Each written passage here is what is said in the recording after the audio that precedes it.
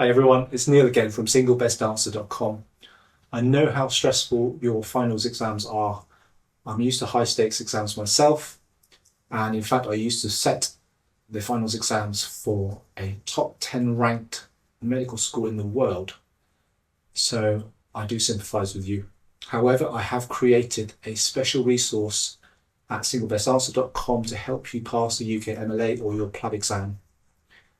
Check it out. We've got every presentation and every condition mapped out to our question bank. So today I'm going to go through a question about a 56-year-old man with a chronic cough. He has a dry cough and he doesn't feel breathless. His symptoms are constant throughout the day. He denies any wheezing. He is overweight and a chronic smoker, and he drinks excess alcohol. His chest is clear to auscultation. So what do we think? There's not much to go on there, really, is there? We're going to go through the options one by one, and I'll tell you my thoughts along the way. A, asthma. Well, asthma can cause a cough, but I think it tends to be more nocturnal cough, corresponding to the circadian rhythm of cortisol. So, not my first choice. Furthermore, he doesn't have any wheeze, his chest is clear to auscultation. So I'm going to put asthma to one side. B, bronchocarcinoma.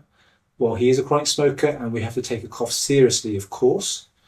In terms of signs, you might not always see signs in bronchocarcinoma. Of course, you'll know about clubbing, classic signs, maybe one or two crackles.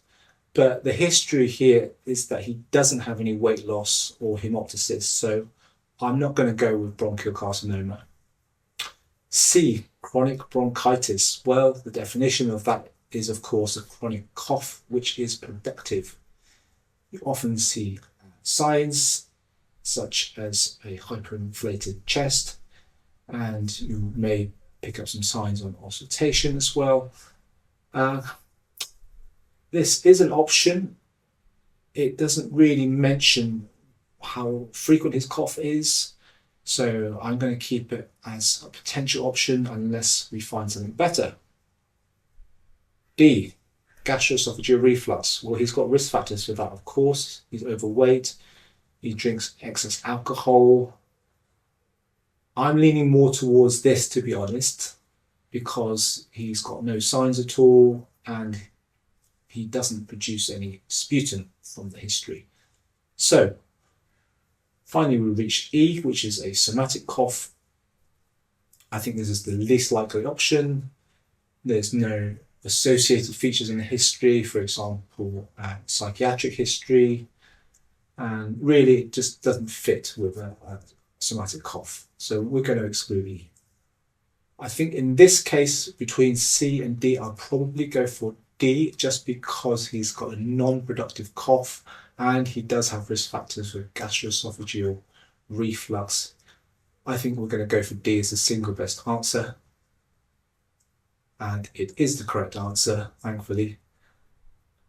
If you go over to singlebestanswer.com, you will see a full explanation of the options and also a link to an external resource where you can read more about the condition.